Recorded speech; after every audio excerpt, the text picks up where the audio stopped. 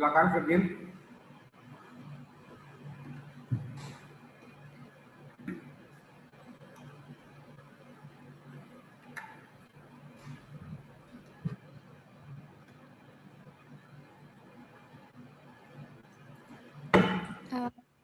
Selamat pagi Pak Rudi dan teman-teman semua. Pada hari ini saya akan mempresentasikan mengenai monitoring dan controlling dari KFC. Nah, yang pertama itu ada 4 step of controlling. Controlling itu sendiri berarti proses memonitor atau membandingkan dan memperbaiki performa kerja. Memperbaiki performa kerja di sini itu didapatkan setelah memonitoring, didapatkan perbandingan antara yang objektif apa yang dilakukan dengan apa yang sudah distandarkan, sehingga dari hasil evaluasi itu bisa diperbaiki performa kerjanya. Fungsinya itu untuk memastikan bahwa kegiatan diselesaikan dengan cara yang mengarah pada pencapaian tujuan organisasi itu sendiri. Nah, pertama itu establish performance objective and standards. Nah, implementasinya itu kalau di KFC itu ada KFC menetapkan ada house rule, itu ada 3, yaitu be your best self, selanjutnya ada make a difference, selanjutnya make fun. Nah, untuk service value-nya itu sendiri di KFC, we have a passion for food and serve it with pride. We believe that you should come to work as the best version of yourself and treat every guest like a friend. And it's our job to ensure that every guest live happy. Jadi di sini itu dia memastikan dia mengatakan bahwa dia itu ada passion di food, di makanan. Dia juga percaya kalau harus datang kerja itu dengan jadi the best version dari diri staff-staffnya itu sendiri. Dan dia juga pengen dari itu tuh setiap orang yang sudah meninggalkan gerai KFC merasa happy. Nah, untuk our food sendiri itu Sebentar, yang nanya sisanya nih, siapa yang belum merasa nanya? Coba angkat ngaku nih. Siapa yang belum nanya? Siapa yang belum merasa nanya? Udah? Safira udah pernah nanya belum? Belum, Pak. Ya udah, kamu berarti tinggal 2 soalnya nih. Fania udah pernah nanya belum? belum, Pak. Ah ya udah, kalian berdua ya. Oke, lanjut Virgin. Nah, untuk our food itu sendiri, dia mengatakan our food is always craveable. We are the original fried chicken expert, and everything we do celebrates our passion for serving good food. Jadi di sini itu dia mengatakan kalau ayam yang dia buat itu adalah yang expert gitu, dan dia itu juga dalam setiap melakukan pekerjaannya itu dia itu kayak menetap ada passion dalam melakukannya. Untuk our restaurant itu sendiri, dia mengatakan juga kalau dia pengen restorannya ini membuat orang itu merasa welcome, diterima, dan nyaman. Dia juga pengen orang-orang yang ke KFC itu bisa enjoy waktu bareng teman atau keluarga juga. Dan dia juga mengatakan we are always evolving in the name of chicken from innovating new ways to order to creating exciting new restaurant formats. We are not afraid to constantly trying new things that make it easier to enjoy your chicken. Jadi dia selalu berinovasi untuk restorannya itu, dan dia juga pengen kita itu lebih mudah dalam menikmati ayamnya itu. Selanjutnya ada measuring actual performance. Oke, nah, siapa namanya? Virgin. Kan tadi panjang tuh kamu menjelaskannya dengan Pak. bahasa yang mudah dimengerti. Coba kamu menjelaskan apa yang dimaksud dengan tahapan 1 yang ada di sini. Apa yang kamu mau jelaskan dari penjelasan panjang kamu itu? Jadi di sini itu dia menetapkan gimana standar-standar yang ada di perusahaan itu sama kinerja dari pegawai staf KFC itu. Kinerja yang hendak dicapai. Iya, Pak. dan Oke. standar-standar yang harus dilakukan oleh staf KFC itu sendiri untuk mencapai tujuan dari perusahaannya itu sendiri. Oke, itu yang tadi kamu bilang servisnya, terus apanya lagi? Selain ini? Rules di KFC-nya, terus standar food-nya sama standar restorannya. Oke, jadi ada berapa standar tuh? Standar makanan, standar restoran, standar apa lagi? Standar Service service ya, value-nya dan dan house rule-nya. rules-nya ya. Oke, Ya. lanjut ya. Selanjutnya itu measuring actual performance. Gimana sih cara KFC itu mengukur? Itu ada dari 4 cara, yaitu pengamatan pribadi, laporan statistik, laporan lisan, dan laporan tertulis. Apa yang diukur itu, apa yang diukur mungkin lebih penting untuk proses kontrol daripada cara mengukurnya. Jadi di sini itu proses dari pengukuran ini lebih penting untuk proses dia mengkontrol apa yang akan dilakukan untuk ke depannya.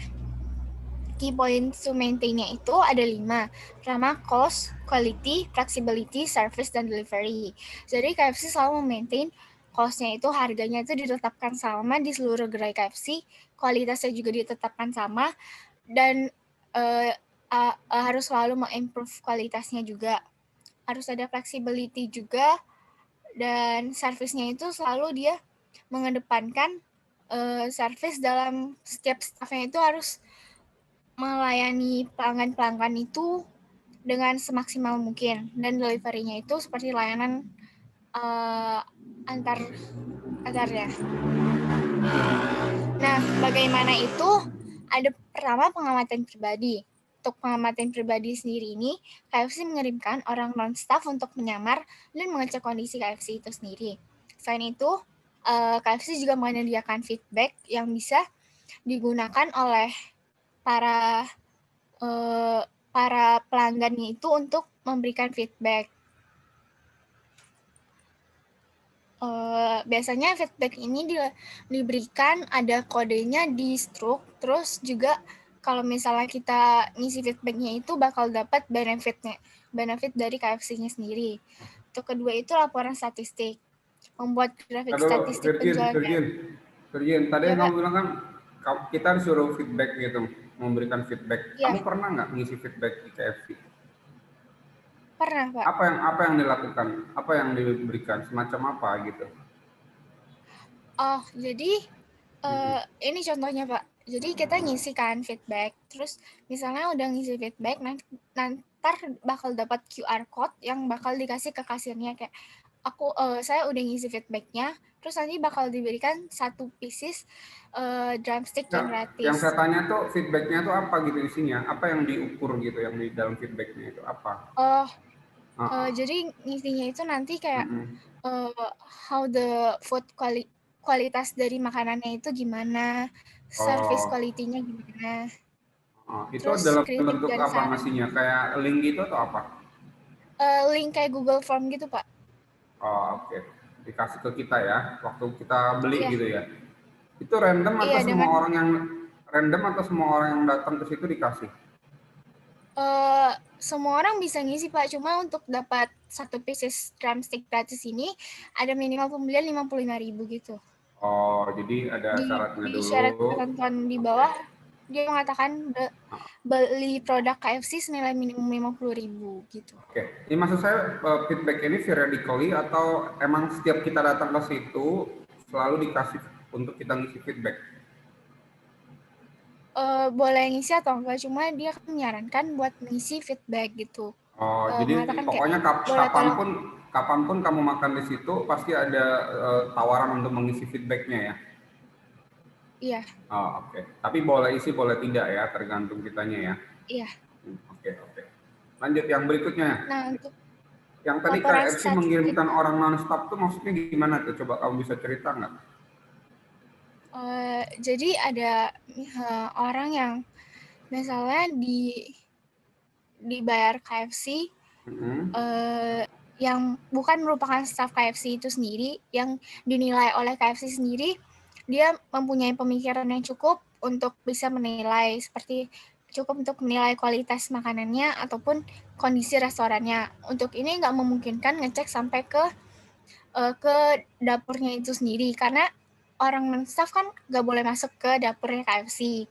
Jadi untuk misalnya ngecek kalau dapur itu lebih ke staff, kalau non-staff ini lebih ngecek ke service quality dari pelayan KFC, terus juga makanannya itu gimana, dan gimana kondisi restorannya, apakah bersih, apakah servis yang diberikan itu ramah, memuaskan, dan membantu, dan makanannya itu apakah rasanya itu kualitasnya itu sama atau gimana.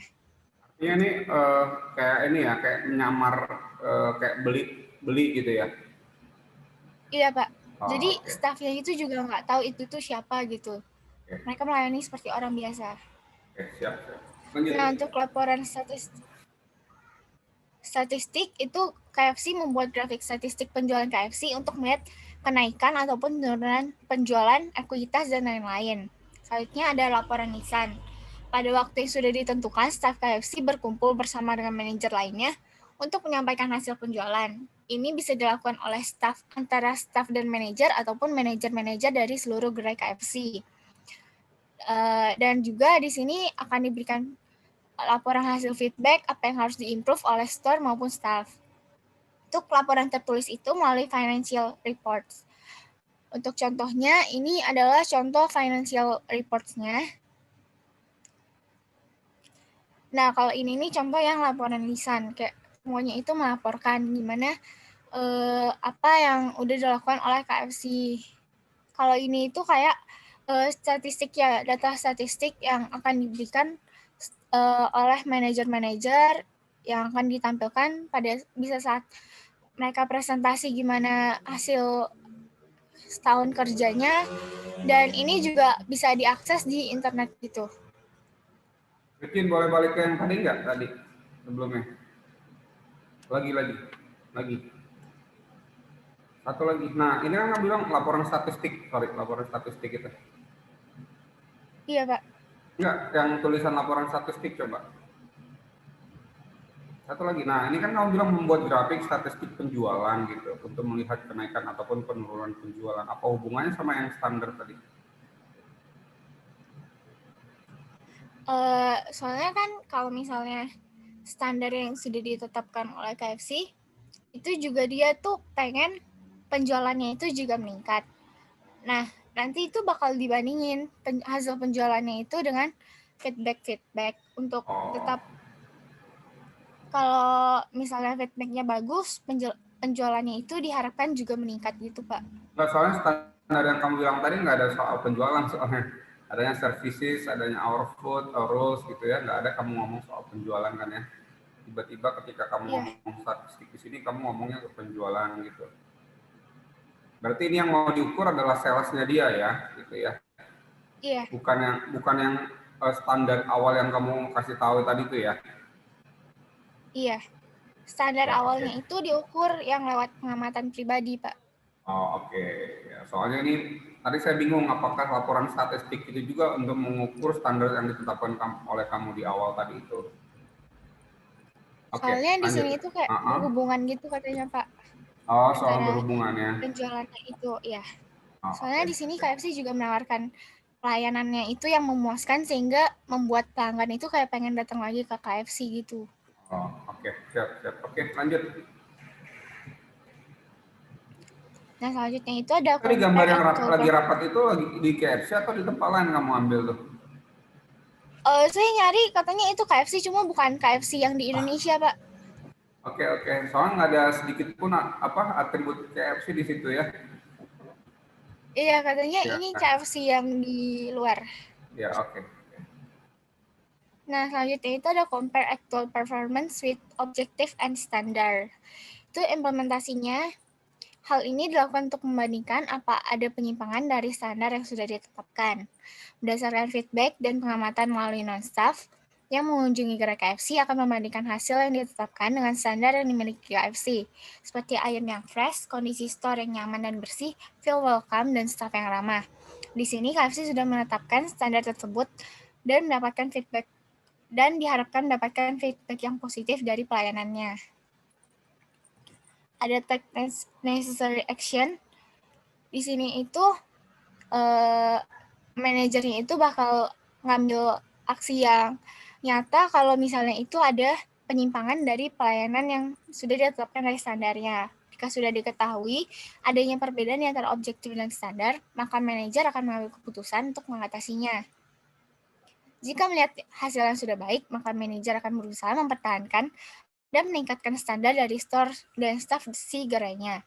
Namun, jika masih kurang dari standar, maka manajer akan berusaha untuk meningkatkan dan memperbaiki kualitas layanan dengan pemberian training dan saran kepada staf tersebut dan melakukan inovasi terhadap store. Misalnya, di store-nya ini, feedback yang didapatkan itu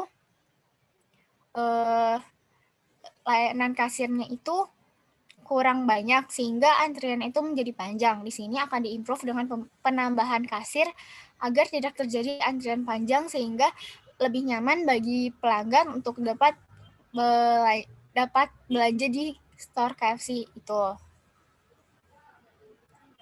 Selanjutnya ada Virgin, balik lagi ke Virgin yang tadi, yang implementasi. Kan tadi kamu bilang yang implementasi, kan itu teoritis banget yang kamu jelasin ya. Iya. Ada nggak salah satu contoh kasus yang kamu temuin ya yang standar sama kinerjanya itu tuh nggak sama, lalu mereka corrective actionnya seperti apa gitu. Kalau tadi kan itu kamu jelasinnya kayak teoritis gitu, tapi case tadi yang sesungguhnya yang pernah terjadi di KFC apa gitu yang nggak sama antara standar dan kinerjanya gitu, nemu nggak kamu? Ada Pak, yang tadi saya bilang yang store-nya itu kurang bersih. Terus di situ itu waktu ada orang yang non-staff itu datang, dia juga memberikan feedback bahwa itu tuh store-nya itu kurang bersih. Terus dari manajernya ini ngambil aksi gitu, kayak ngomongin ke staffnya lagi, sarannya itu kayak, ini tolong nanti setiap, misalnya dia menetapkan setiap 2 jam harus disapu atau 2 jam harus disapu dan dibersihkan kembali semuanya, agar juga orang yang datang bakal nyaman gitu Pak. Ada yang lain? Yang saya temuin cuma satu itu doang Pak. Nggak bersih aja ya. Itu pun yang nemuinnya yang staff tadi itu ya, staff yang nyamar itu ya. Iya, sama ada juga feedback yang didapatkan. Mereka bakal nyesuaiin feedback yang didapatkan dengan apa yang orang non-staff ini katakan. Jadi nggak ngambil si pihak doang. Oke, baiklah. Lanjut. Selanjutnya itu ada types of control. Itu ada feed forward, concurrent, sama feedback. Kalau feed forward itu dilakukan sama territory manager. Selanjutnya, store monitoring and visit the factory to check its supplies and controlling. Jadi, dia bakal memonitor dan datang ke store-nya itu untuk mengecek supply barang bakunya gimana, penyimpanannya gimana, dan bagaimana pemasakannya. Semuanya bakal dikontrol ulang. Itu dilakukan sebelum dia menyelesaikan produknya itu, sebelum didapatkan output. Kalau concurrent control itu dilakukan oleh unit business manager. Itu dan for assurance of food quality by monitoring kitchen worker with number of visit during a day.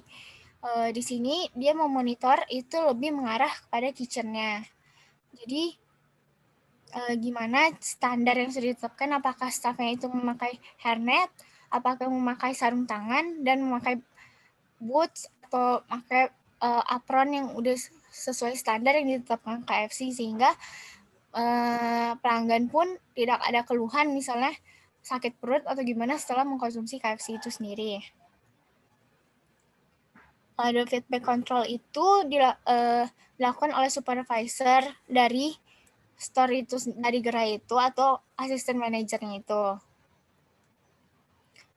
Ini dilakukan melalui itu feedback yang sudah diberikan dan diisi oleh pelanggan dari KFC itu sendiri. tentang gimana sih manajemen yang ada di KFC itu sendiri dan bagaimana kondisi store-nya, kondisi makanannya. Sekian presentasi dari saya. Terima kasih. Jadi sebelum si Tar yang nanya tuh, saya coba balik lagi satu slide sebelumnya. Yang mana, Pak? Yang satu slide sebelumnya, oke. Kan ada 3, feed forward control, concurrent control, sama feedback control nih ya. Iya, Pak. Yang concurrent kamu tadi contohnya kayak misalkan ini yang feedback yang belum saya nemu nih, kamu contohnya kayak gimana tuh? Feedback ini lewat comment card gitu, Pak. Jadi feedback kayak link feedback yang tadi itu, Pak. Jadi feedback ini dia kan kasih feedback gitu, terus dia tetap kontrol gitu loh, kayak apakah feedback yang diberikan ini apakah udah di-improve atau gimana gitu, Pak. Kan ada feed forward control yang dilakukan sebelum dilakukan, ya kan? Kalau concurrent control kan kontrol ketika itu kayak misalkan kalau di KFC sendiri feed forward control contohnya kayak gimana tuh?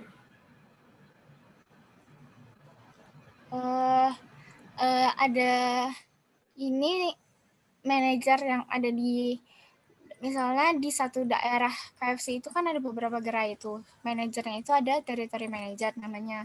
Terus dia itu bakal visit ke gerai KFC itu untuk ngecek supply barangnya itu gimana.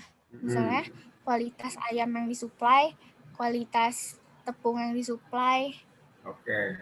Itu kayak harus sesuai standar semuanya. Oke. Nah, yang saya Jadi hasil yang didapatkan pun lebih sama di semua store dan itu tuh lebih memuaskan sesuai standarnya. Oke. Kalau concurrent bedanya sama feed forward itu apa sih sebenarnya? Kalau concurrent ini pada pengolahannya gitu, Pak. Kualitas dari makanan. Pengolahan makanannya. Iya, monitor kitchen-nya itu. Oke, kalau yang feedback control, kalau tadi nyambung sama yang ini, sama contoh kamu sebelumnya, apa? Contoh yang concurrent, Pak. Bukan yang feedback control ini, yang agak mirip-mirip dengan dua contoh kamu, yang concurrent sama feed forward control.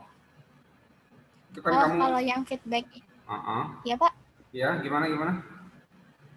Kalau yang feedback ini, itu lebih ke supervisor dari store itu sendiri. Jadi nggak manajer-manajer dari misalnya dari satu lokasi KFC itu. Jadi ini melalui feedback yang diberikan gitu, Pak.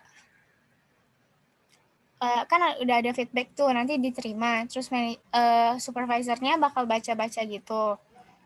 Terus ini tuh lebih mengarah setelah kejadiannya selesai gitu ya? Ya. Setelah kejadiannya selesai ya? Iya. Kan masalah siapa yang ngontrol itu kan nggak jadi masalah, mau manajer, mau staff, kan yang penting prosesnya ada di mana gitu loh. Feedback ini lebih ke hasilnya, jadi kan udah dikontrol di bahan baku dan kitchennya. Jadi nanti kan keluar hasil ayam gorengnya, itu yang bakal di feedback sama customer itu yang bakal dikontrol. Jadi lebih ke hasil outputnya. Oke, daftar pustaka kamu apa? Kenapa, Pak? Daftar pustakamu. Oh.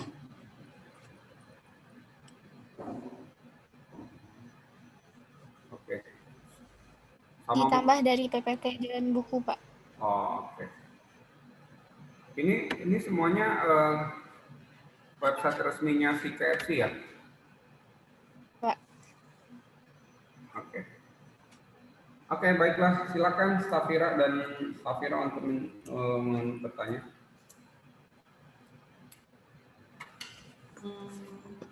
Tadi kan ada yang bahas di yang non-staff ya? Iya. Kan tadi kan udah kayak dikasih tahu, oh itu tuh buat apa. Cuma kalau itu nanti orangnya itu bakal ditunjuk langsung oleh manajernya atau kita buka lowongan kayak lowongan kerja untuk cari non-staff itu buat nyamar jadi staff tersebut. Soalnya kalau misalkan family kan kebanyakan tuh kayak memperbagus aja kayak nggak sesuai dengan keadaan. Jadi caranya itu buat cari orang itu kayak gimana? Jadi kan misalnya itu, maksud kalau misalnya family pun itu bukan family dari staff atau gimananya itu. Family-nya ini misalnya lebih ke family pemilik store-nya itu. Kan KFC ini franchise ya. Pasti ada yang jadi pemilik dari store-nya ini. Pemilik franchise dari store ini. Bisa jadi itu family. Cuma kalau untuk family sendiri itu lebih kecil kemungkinannya. Soalnya pasti staff-nya juga tahu, oh ini family dari ini, jadi harus bagus-bagusin. Cuma itu lebih ke orang yang misalnya itu random. Misalnya dia mikir, contohnya misalnya ada orang yang dia pikir ini kayaknya ada potensi deh buat ngetes food. Misalnya dari food vlogger atau gimana, bisa jadi aja dari gitu. Jadi dia bakal ngasih feedback yang dari yang dia mengerti standar dari food itu sendiri, dan gimana dia juga ngelihat orangnya itu dapat objektif bukan subjektif. Nanti kalau subjektif itu takutnya dia itu kenal sama salah satu staff atau gimana, tapi pelayanannya kurang memuaskan, dia ngasih feedback yang bagus-bagus saja. Jadi sebisa mungkin orangnya ini orang yang objektif. Udah. Oke, Pak. Gimana, Fir? Udah. Ada lagi pertanyaan buat Virgin? Terima kasih ya, Safira. Jelas ya, Safira ya? Iya, Pak. Ya. Ada lagi yang lain? Untuk yang pertanyaan Safira itu, staff yang kayak itu dibayar nggak sih sebenarnya? Virgin, pengetahuan yang kamu dapat? Dibayar, Pak. Dibayar ya? Iya. Oh, dibayar ya. Oke, itu berarti yang sepanjang kamu tahu, dia kayak rutin sebulan sekali atau gimana nggak sih? Atau setiap hari gitu, ada orang yang ngintip lah gitu, tanda petik ngintipnya KFC itu. Kalau tiap hari itu bakal ada juga, Pak. Cuman di store yang berbeda. Untuk satu store itu sendiri, kemungkinan orang itu datang lagi, itu biasanya dalam rentang 2 minggu sampai 1 bulan. Tapi misalnya ada feedback yang negatif, langsung orang itu juga bisa ditunjuk untuk datang lagi. Cuma orangnya itu bakal digilir, diganti-ganti. Jadi nggak orang itu aja. Oh, bisa beda-beda ya orangnya ya? Iya. Kamu udah pernah jadi mystery guest nggak? Jadi di suatu restoran? Belum, Pak. Oh, belum ya. Nanti ya, saya minta tolong teman saya untuk jadiin kamu mystery guest. Ya. Iya, Istri Pak. saya soalnya udah pernah dimintain sama Starbucks dulu ya. Tiba-tiba dia dicegat di tengah jalan ya. Lalu dimintain untuk mystery guest ya. Tapi yang orang menggatnya ini juga kita nggak tahu siapa. Oke, itu caranya ya. Tapi dia nggak dapat gaji tuh, cuma dikasih voucher habis itu untuk minum 1 gelas gratis gitu ya. Oke, Virginia, terima kasih atas penjelasan kamu, cukup jelas ya atas penjelasannya. Oke, tepuk tangan buat Virginia. Akan dilengkapi oleh William. Silakan William. Oke, Pak.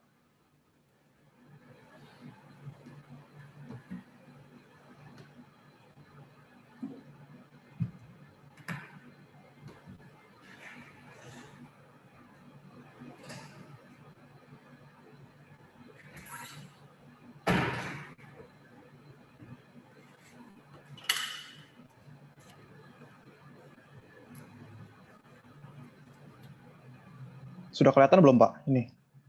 Udah. Oke. Selamat siang. Jadi pada hari ini saya akan menjelaskan tentang controlling ya pada Samsung. Langsung aja masuk ke dalam.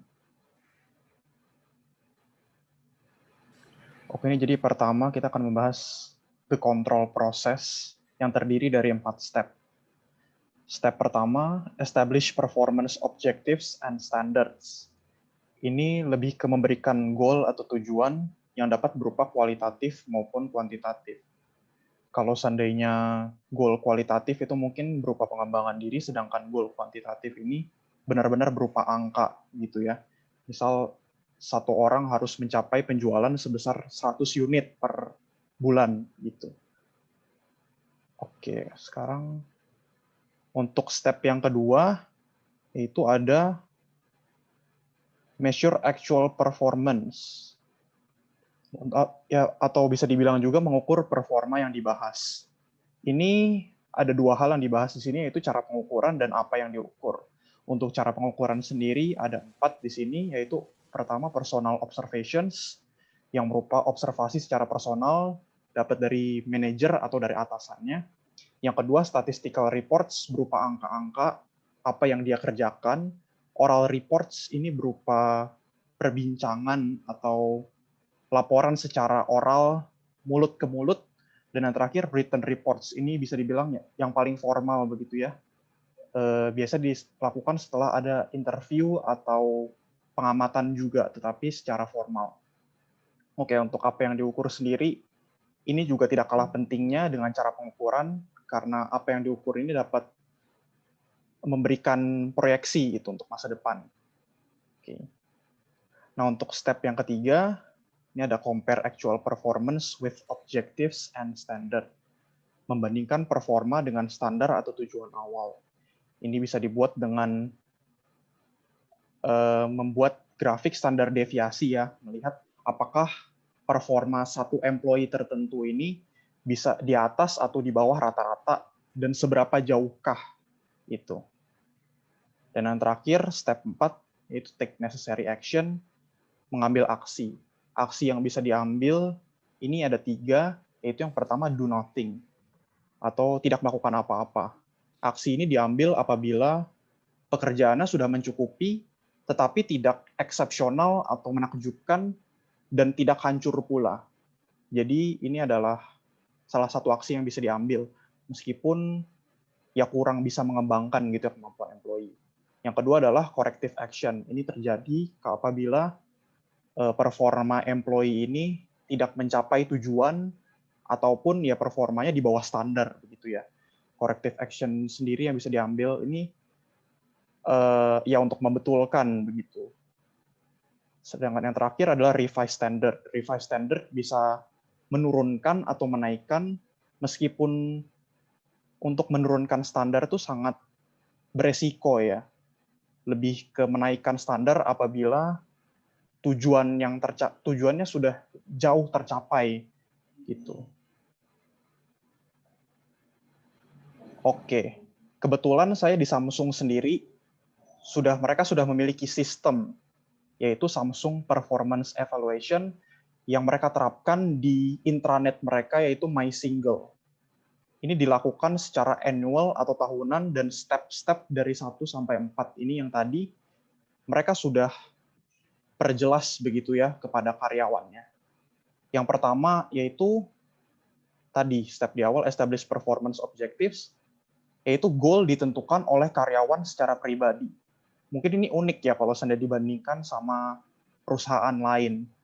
Tapi bukan berarti karyawan ini bisa menerapkan atau memberi goal seenak jidat gitu ya bisa dibilang. Mereka ada standarnya tentu. Goal ini bisa dibilang kalau seandainya kayak kuliah itu kayak SKS. Ada standar tertentu, tetapi kalau seandainya mau ngambil lebih boleh dan itu sangat dianjurkan gitu oleh manajer. Nah, untuk step yang kedua sendiri ada pengukuran performa karyawan. Ini berdasarkan 2 analisa ini. Yang pertama yang diukur adalah work process dan results. Mereka tidak hanya mengukur results atau hasil, misalnya kalau seandainya tidak mencapai penjualan tadi 100 unit, tetapi mereka juga melihat prosesnya. Bagaimana cara mereka melihat prosesnya? Mereka menerapkan interview per bulan. Jadi ada ya dicek ya performanya, dan pada akhirnya itu mereka melihat, oh proses dia itu seperti apa sih? Dia mendapat feedback, kenapa hasilnya seperti ini? Bukan cuma melihat hasil dan melihat, oh ini orang performanya kurang. tapi kita bisa melihat prosesnya bagaimana, apa yang sedang terjadi dalam kehidupan employee ini. Ini menunjukkan bahwa Samsung tuh sebenarnya sangat peduli ya dengan employee. Nah, yang kedua ini cara pengukurannya, Samsung lebih berfokus terhadap statistical dan written reports. Kenapa? Karena pada akhirnya semua pengukuran performa ini akan dimasukkan ke dalam data secara komputer dan diproses pun secara komputer.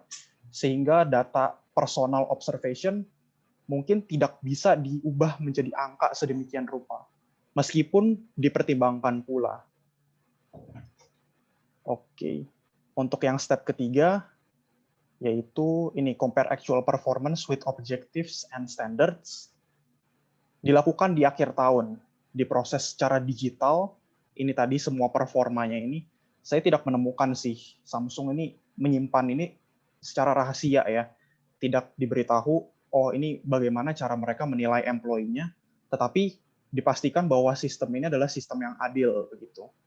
Dan pada akhirnya diadakan interview berdasarkan hasil untuk ini pengukuran performa karyawan. Oke, untuk yang terakhir, step 4, data dari evaluasi performa dijadikan basis untuk promosi dan pemilihan pemimpin. Kalau seandainya performanya mencukupi ya tadi tujuan yang sudah diset oleh karyawan secara pribadi, ia bakal dipikir-pikir dan dipertimbangkan untuk ada kemungkinan promosi dan pemimpin begitu. Dan ini juga saya tambahin note di bawah, kalau seandainya tujuan dan hasil akhirnya itu sesuai, biasanya diterapkan oleh Samsung adalah do nothing. Kalau seandainya lebih kecil adalah yang terjadi peneguran, dan kalau seandainya lebih besar yang terjadi adalah promosi atau reward. Dan mungkin juga tadi pemilihan pemimpin ya. Oke, William. Sebelum lanjut ke yang penjelasan berikutnya, ini menarik ya, William ya. Oke, Pak. Kita bisa diskusi di sini ya. Ya, supaya mungkin lebih terbongkar apa yang kamu pikirkan. Karena kan kamu yang paling tahu sebetulnya yang kamu lakukan. Yang lain kan mungkin nggak terlalu ini. Supaya melengkapinya. Goal yang ditentukan itu bicara mengenai kinerja yang tidak dicapai misalkan 1 tahun gitu ya? Iya Pak. Jadi ini berlaku buat semua level atau berlaku yang kami sedang bicarakan ini hanya untuk level tertentu dari karyawan? Ini sebenarnya berlaku untuk semua level Pak. Soalnya intranet itu, ya mereka semua orang punya. Oke, jadi saya misalkan ya menentukan apa yang tidak mau saya capai gitu ya dalam tahun ini. Sebutlah misalkan bisa itu kuantitatif, bisa kualitatif gitu ya. Nah, berarti kan misalkan ada seorang manajer yang membawahi 5-6 orang gitu ya, misalkan. Lalu kan setiap orang mungkin menetapkan standar yang tidak dicapainya berbeda-beda gitu. Berarti nanti pada saat penilaian atau pengukuran seperti itu ya, si manajer ini akan menilai berbeda-beda gitu ya, misalkan terhadap 6 orang ini gitu. Bagaimana kira-kira yang kamu dapat infonya gitu. Artinya kan si A nih, dia ingin mencapai seperti ini, ya kan? Lalu si B, dia ingin mencapai seperti ini gitu. Nah kan misalkan saya seorang manajer, saya punya bawahan 6 orang, lalu saya akan melakukan pengukuran terhadap 6 ini terhadap standar yang berbeda gitu. Seperti itu yang kamu maksud. Bagaimana? Kalau dari sistemnya Samsung ini sendiri ya Pak, mereka tuh bukan per manajernya Pak. Jadi manajer tuh mendapatkan data dari ini tadi intranet, my single ini Pak. Jadi semua goal ini, semua step ini, step 1 sampai 4 ini dilakukan secara komputer Pak. Jadi goal itu ditentukan oleh karyawan pun, meskipun ada berdasarkan interview, mereka juga input angka-angkanya Pak. Mereka ingin mencapai apa, itu diinput semua. Jadi nanti manajer tuh hanya mereka mendapat, meskipun mereka monitor juga ya Pak, tapi manajer tuh bukan harus mengecek mereka secara pribadi kayak tadi yang Bapak bilang. Oh, by sistem mereka misalkan karyawannya mengisi sendiri gitu? Iya, mengisi sendiri Pak. Jadi sebenarnya secara keseluruhan dibandinginnya. Bukan 6 orang itu doang Pak, tapi benar-benar satu Samsung gitu Pak. Nah, step 3 nih ya, dilakukan di akhir tahun, diadakan interview berdasarkan hasil. Jadi kan step 3 ini kan sebenarnya membandingkan antara apa? Hasil dan apa? Standar ya. Iya, hasil dan standar. Nah, ini yang saya maksud tadi. Jadi apa yang ini tetap ini based on komputer gitu atau gimana? Iya, Pak, based on komputer, Pak. Oke. Saya sejujurnya nggak ketemu datanya sih, Pak. Oh, oke. Iya. Dia disimpan secret itu. Oh, jadi sebenarnya proses yang kamu maksud di sini semuanya based on termasuk membandingkan antara komputer standar dengan kinerja itu juga dilakukan oleh komputer gitu kan ya. Nah, pertanyaan saya gini, oke lah semua masuk komputer. Ketika kamu bilang corrective action ya kan ya, kan ada do nothing, ada revise standar, satu lagi apa tadi? Nothing, corrective action sama revise standard. Nah, oke. Jadi sama nih, jadi semuanya ini dilakukan oleh proses komputer gitu ya. Oh, ini hasilnya seperti ini do nothing gitu. Terus ini hasilnya seperti ini, revise standarnya gitu. Gitu ya, William. Oh, maksudnya komputer itu meskipun dia melakukan semua prosesnya ya, proses pengukuran performa, proses dibandingin performa sama hasil dan goal-nya mereka tadi yang mereka set di awal, ya. Itu komputer tuh sebenarnya hanya bersifat membantu, Pak. Jadi nanti datanya keluar. Meskipun iya. Jadi semua pertimbangan ini do nothing, peneguran atau promosi dan reward itu ditentukan oleh manajernya, Pak. Dan oleh Samsung-nya.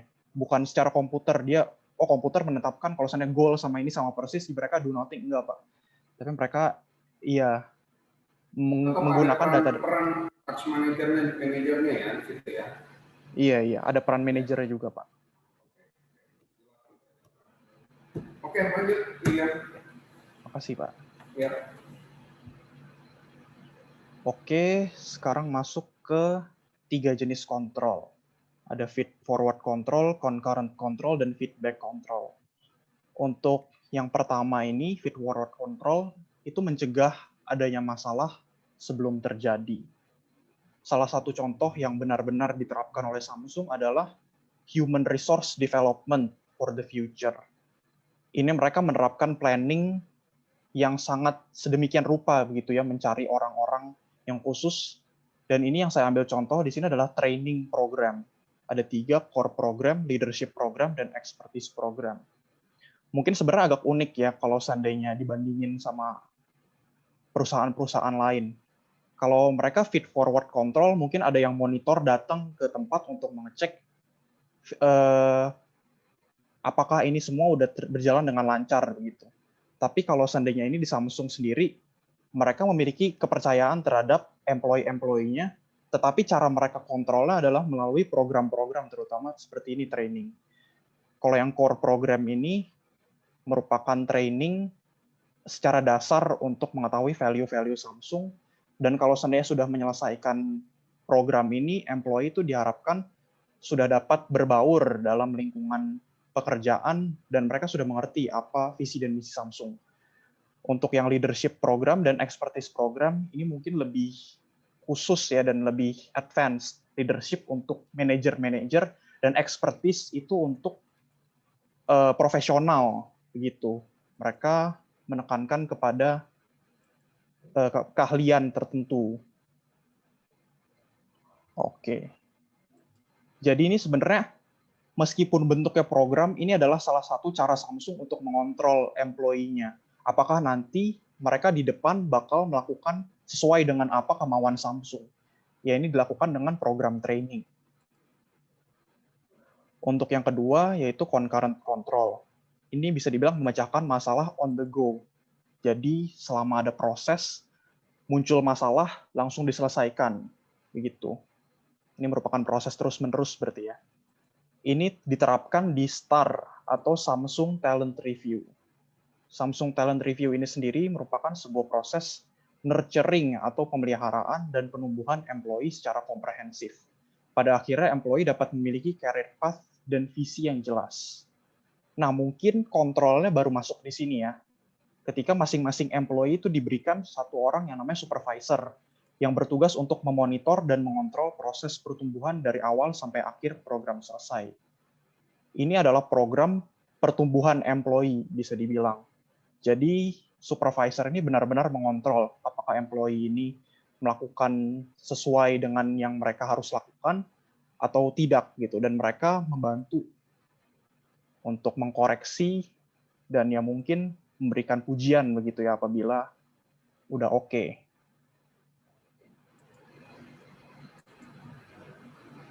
Dan yang terakhir ini ada feedback control. Feedback control memecahkan masalah setelah terjadi atau memberikan feedback. Nah, ini kita bisa kembali lagi ke awal ya, performance evaluation. Itu benar-benar sangat feedback gitu ya, dari awal sampai akhir, nanti dari akhir diberikan masukan untuk memulai siklus itu kembali. Setelah performa dievaluasi, ada interview berdasarkan hasil yang merupakan feedback dari performa employee selama 1 tahun. Dan employee pun dipersiapkan untuk tahun depannya. Goal mungkin diubah, bisa dinaikkan atau tetap. Kalau seandainya mereka dinilai gitu, dievaluasi sudah baik, dan apabila goal yang mereka set di awal itu terlalu rendah untuk kemampuan mereka, sebenarnya mungkin mereka awalnya bisa menjual, goalnya hanya ngeset menjual 100, tapi mereka bisa menjual 200 begitu misalnya. Jadi goal itu bisa dinaikkan. Dan tindakan korektif pun dapat dilakukan, seperti tadi yang sudah disebutkan. Sekian ini sumber saya, terima kasih. Oke, baik William. Silakan Fania untuk bertanya. Mau tanya yang concurrent control. Oke. Itu kan contohnya itu proses pertumbuhan employee-nya ya. Tapi kontrol sendiri kan maksudnya buat monitor sama kayak membenarkan work performance dari employee gitu. Boleh tahu nggak kenapa sih contohnya tuh pertumbuhan employee sama ada relasi nggak antar monitor proses pertumbuhan sama monitor performa kerjanya employee?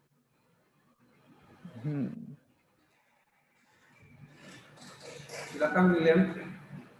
Oke Pak. Kalau seandainya dari sumber yang saya baca sendiri ya, STAR ini diterapkannya itu sembari orang ini bekerja, begitu. Jadi meskipun diberikan supervisor, supervisor ini bukan hanya bertanggung jawab kepada STAR ini, tapi dia memastikan orang ini juga kalau seandainya dia mengikuti STAR, dia tugas-tugas yang lain yang harus dikerjakan tuh dia nggak keteteran, bisa dibilang ya. Begitu. Jadi, dan mungkin satu poin lagi, STAR ini juga kan proses nurturing, gitu. Di sini ada training, dan yang untuk memastikan bahwa orang ini dapat pada akhirnya memiliki performa yang baik. Kan di sini juga disebut career path dan visi yang jelas, begitu. Jadi meskipun nggak secara langsung gitu ya berkontribusi terhadap work performance, tapi ini bisa dibilang sebagai suatu investasi begitu ya dari Samsung. Orang ini juga bekerja, melakukan STAR ini juga bisa dihitung dia bekerja gitu, karena Samsung ini juga mempercayakan kepada orang ini ya untuk dia bertumbuh dan pada akhirnya dia menguntungkan Samsung juga begitu. Ini proses kontrol. Jadi bukan untuk work performance saat ini, tapi lebih ke work performance di masa depan dipastikan. Oke, baik. Gimana Fania? Udah cukup Pak. Cukup ya. Oke. Ada yang lain teman-teman yang mau menambahkan atau mau bertanya tentang bagaimana controlling ini di perusahaan Samsung?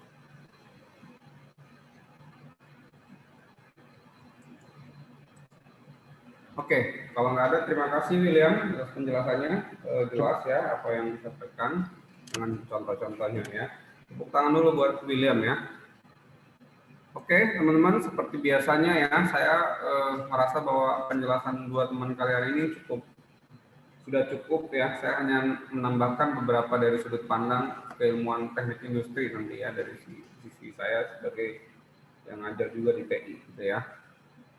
Oke, saya boleh dibalikin jadi ini enggak? Share screen. Jadi host lagi saya. Oke. Nah, tibalah kita di ujung pelajaran kita ya mengenai controlling. Ini adalah bagian terakhir dari pelajaran manajemen ya, di mana sebentar ya, saya hanya sedikit aja ya teman-teman mau menjelaskannya.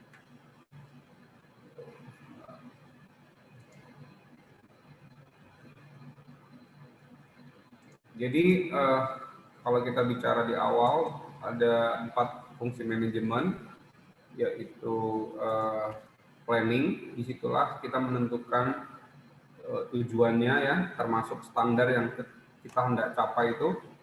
Jadi kalau tadi kamu ada 4 tahapan di dalam controlling itu, tahapan penentuan standar ini itu ditentukan di dalam perencanaan atau goals ya, define goals, establishing strategy. Lalu kita udah bicara organizing ya, bagaimana kerjaan itu apa saja yang harus dilakukan untuk mencapai tujuan, bagaimana melakukannya dan siapa melakukannya. Itu kita bicara di organizing. Lalu leading ini adalah proses di mana kita memotivasi, mengencourage, direction atau memberikan proses memimpin dan lain-lain sebagainya ya, termasuk bagaimana berkomunikasi di dalam organisasi gitu ya. Lalu controlling adalah proses di mana kita memastikan apa yang kita lakukan itu sesuai dengan standar atau tujuan yang hendak kita capai gitu ya. Itu yang dimaksud dengan controlling, dan ini tahapan terakhir ya. Nah, lalu apa itu controlling ya? Controlling proses untuk memonitor ya, compare dan memberikan apa? Korektif terhadap work performance dari suatu organisasi gitu. Nah, apa tujuan daripada kontrol? Dia bilang untuk memastikan aktivitas itu completed ya, sesuai dengan tujuan organisasinya gitu ya, yang sudah ditetapkan di awal kan, kira-kira seperti itu. Lalu nah, ini adalah proses kontrol, ada 4 ya. Buku yang satu bilang 4, buku yang lain bilang 3. Oke. Pertama adalah yang tadi itu, ini tahapan yang kedua sebenarnya ini ya. Tahapan yang pertama adalah kita sebut sebagai penentuan standar ya, penentuan standar ya di sini. Jadi tentukan standarnya ya, apa yang mau dicapai. Tadi William bilang bahwa ada yang kualitatif, ada juga yang kuantitatif gitu. Ya, jadi bisa kualitatif, bisa juga kuantitatif. Tapi kualitatif yang dikuantitatifkan juga bisa gitu ya. Jadi bingung nih mengukurnya, misalkan tentang perform seseorang ya kan, kualitatif tapi dikuantitatifkan gitu. Jadi ada skala pengukuran yang dilakukan, itu juga bisa. Kalau sales kan jelas, misalkan oke, target kita 10.000 motor gitu mau dicapai penjualannya, itu jelas. Tapi misalkan oke, kalau untuk human resource-nya misalkan, kita mau mencapai dia menjadi pemimpin yang baik gitu misalkan. Nah, apa ukuran pemimpin yang baik? Kan nggak ada. Maka itu dibuatkan standarnya gitu. Dibuatkan ukuran-ukuran menjadi pemimpin yang baik itu seperti apa? Ya, itu bisa saja dilakukan. Ya. Lalu yang kedua adalah mengukur actual perform. Jadi kita ukur ya, bisa dengan cara-cara yang tadi seperti Anda jelaskan, dituliskan ya, diobservasi ya, dan lain-lain sebagainya. Itu cara-cara pengukuran. Kalau kita bicara target yang mau dicapai, tentu kita misalkan 1.000, berarti kita harus catat nih pencapaiannya berapa, 800 misalkan. Ya, nah, itu kan bisa. Tapi kalau misalkan bicaranya adalah kualitatif, gimana cara menuliskannya misalkan ya, bisa dengan observasi ya, bisa dengan kita melakukan tanya jawab dan sebagainya, itu bisa kita lakukan ya. Atau tadi dengan statistik, misalkan ya, si Virgin menjelaskan dengan statistik dan sebagainya, itu bisa dilakukan. Kemudian adalah compare actual perform terhadap standar, ya. Apakah jadi misalkan standarnya ini standar, ya, lalu aktualnya berapa? Ya, apakah terjadi standar deviasi atau penyimpangan, ya? Bisa saja standar itu bisa saja aktualnya itu lebih besar dari standarnya, atau bisa saja aktual itu lebih kecil gitu. Lebih kecilnya berapa, lebih besarnya berapa, nah itu yang diukur. Nah, kita sebut itu sebagai standar deviasi, ya. Yang masalah adalah kalau dia lebih kecil daripada standarnya. Kalau lebih besar malah tercapai dan melebihi dari apa yang kita harapkan. Problemnya adalah tetap aja yang kita sebut sebagai lebih besar, lebih kecil, tetap harus kita evaluasi. Jangan-jangan kalau lebih besar itu standarnya lebih kecil misalkan. Itu bisa saja. Ya kan? Jadi aktualnya lebih besar nih daripada standarnya. Oh, kenapa sih bisa seperti itu? Dari hasil evaluasi kita tahu penyebabnya, ternyata jangan-jangan standar yang kita tentukan itu lebih kecil. Kita udah punya resource yang cukup mumpuni gitu untuk mencapai standar sekian, lalu kita tentukan standarnya misalkan 500. Lalu setelah kita evaluasi, oke, kalau begitu standarnya kita naikkan misalkan. Itu seperti itu. Nah, yang masalah adalah kalau aktualnya itu lebih kecil daripada standar. Lalu kita cari tahu tuh kenapa dia aktualnya lebih kecil daripada standar. Nah, itulah yang kita sebut sebagai mencari penyebab. Ini yang saya masukkan ilmu TI ya. Mencari penyebab kenapa dia tidak mencapai standarnya gitu. Misalkan yang mau dicapai 600. Ya kan ya. Lalu yang dicapainya 400. Berarti ada selisihnya atau standar deviasinya 200. Pertanyaannya adalah kenapa kurang 200? Nah, itu tanda tanya nih. Nah, kita di orang TI itu punya tools macam-macam. Atau kita sebut sebagai root cause analysis. Ya, jadi mencari tahu akar penyebab kenapa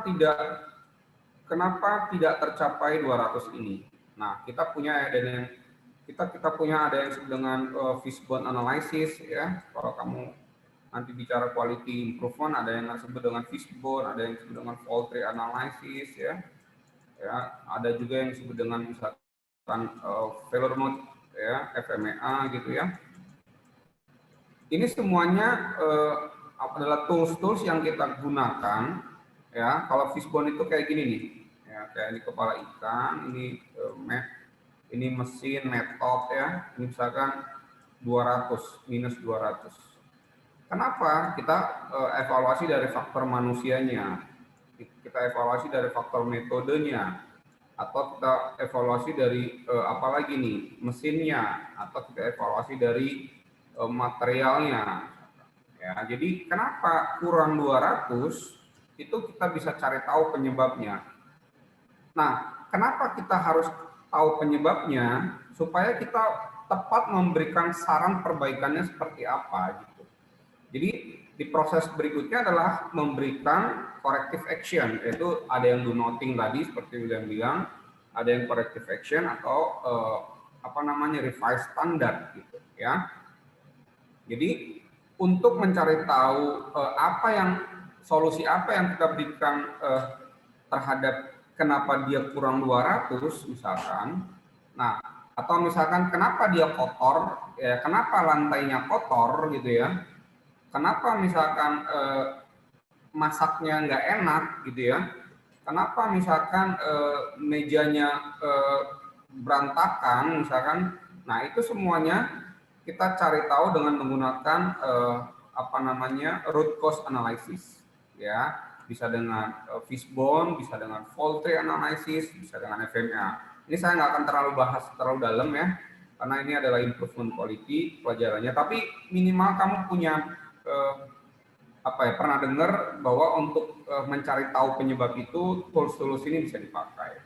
Nah, itulah kenapa lalu tahapan berikutnya adalah oke, kamu berikan solusinya apa gitu ya. Jadi solusinya apa? Apakah no no action itu kan do nothing yang tadi ya, atau corrective action, atau ada lagi yang disebut dengan revised standard ya. Tapi sebelum itu dilakukan, kamu harus cari tahu penyebab dari tidak tercapainya perform yang ingin kita capai gitu loh ya. Itu yang saya mau sampaikan dari sisi ilmu TI-nya ya. Oke, itu yang saya mau tambahkan dari sini ya. Nah, proses ini teman-teman, proses ini kita sebut sebagai continuous improvement gitu ya. Karena kamu lihat sendiri kan dia bulat dan nggak ada putus tuh. Ya, jadi kalau misalkan udah ditentukan standar misalkan, oke, bikin lagi di sini standar awal misalkan. Kalaupun corrective actionnya adalah revised standard. Lalu nggak sampai di situ teman-teman, ukur lagi, lalu lakukan lagi seperti ini. Nah, lalu bikin lagi. Nah, inilah yang disebut dengan continuous improvement di dalam suatu perusahaan atau organisasi. Jadi tidak akan pernah berhenti, yang disebut dengan improvement quality itu tuh nggak pernah berhenti gitu ya. Itu kita sebut sebagai continuous improvement gitu ya. Jadi tentukan standarnya, ukur, lalu mencari tahu penyebabnya, lalu apa solusi untuk mencapai mengatasi masalah tersebut. Nah, ini akan proses yang terus-menerus kita lakukan di dalam suatu organisasi atau perusahaan. Saya kira seperti itu. Lalu tadi ada tiga ya, ini juga saya nggak mau terlalu panjang menjelaskannya karena sudah dijelaskan oleh kalian. Yaitu ada yang disebut dengan feed forward control ya, ada concurrent control ya, management by walking around gitu ya. Lalu ada feedback control ya. Nah, kan saya pernah jelaskan ini, ada input, ada proses, ada juga output. Feed forward control itu adalah anticipate problem gitu ya. Apa contohnya? Kayak tadi Firjin bilang, oke, dicek dulu nih bahan bakunya nih, tepungnya bagus nggak gitu. Lalu ayamnya gitu bagus nggak gitu ya. Atau kompornya, jangan-jangan kompornya apinya nanti ada yang apinya misalkan nggak keluar sempurna misalkan, sehingga dalam proses pemasakannya bermasalah gitu. Lalu apanya lagi? Nah, itu kita sebut sebagai tahapan dalam feed forward control, yaitu di tahapan input gitu. Jadi supaya tidak terjadi masalah, maka lakukanlah, kita sebut ini sebagai preventif gitu ya, tindakan preventif gitu ya. Jadi bisa terhadap bahan baku, bisa seperti tadi si William bilang, oke, supaya misalkan karyawan itu bekerja dengan baik, maka lakukan training sebelumnya misalkan ya.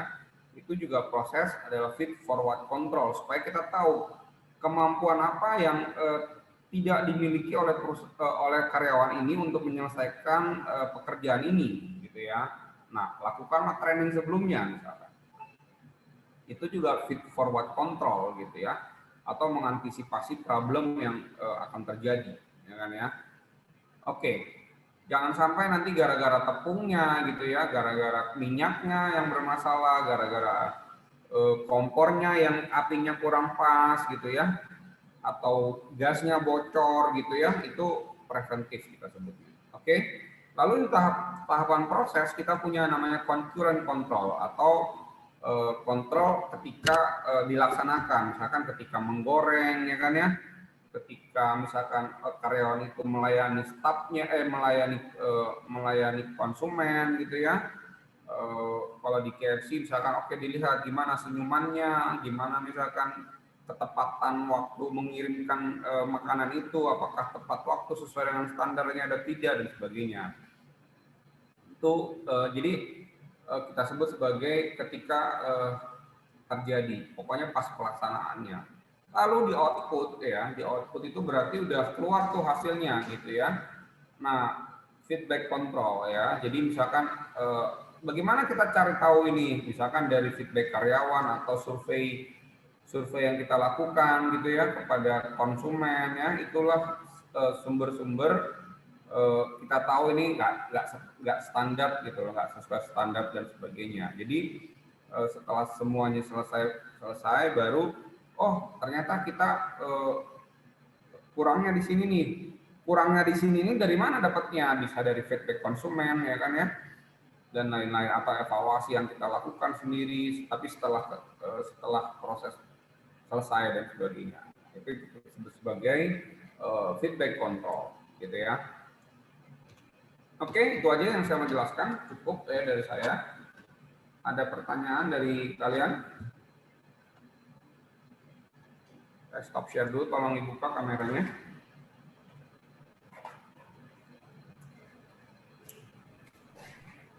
Ada pertanyaan, guys? Cukup jelas ya? Ya, sama dengan apa yang sudah kalian bikin di video kalian ya.